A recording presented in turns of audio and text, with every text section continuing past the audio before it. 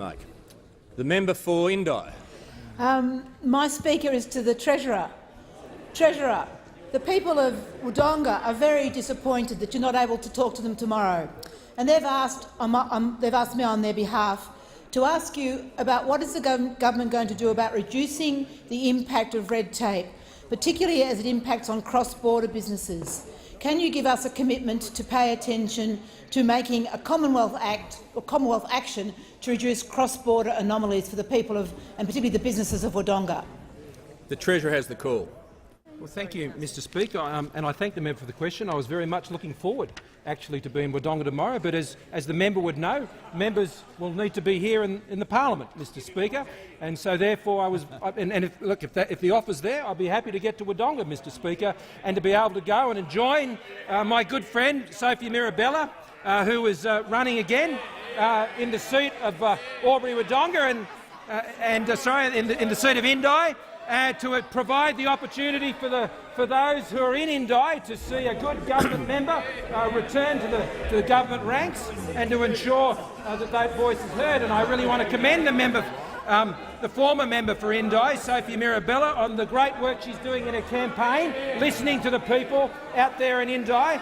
And she had put together a very extensive range of events for me to go and listen to those constituents. But the issue that the member has raised relates to regulation reduction. And one of the things that has happened on this side of the House over the last 2.5 years is I would hope the member would acknowledge, and that has been the significant reduction in red tape burden on business, particularly small business in this country, to the tune of billions and billions and billions. But the thing is, what we know about red tape reduction and reducing regulation is you know that every piece of regulation has to be fit for purpose and it has to do its job. And that's why this government has had a complete open door for recommendations to come forward as to how that regulation burden can be reduced. Treasurer will resume his seat.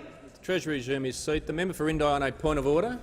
Relevance to the question of cross-border anomalies. The Treasurer has the call.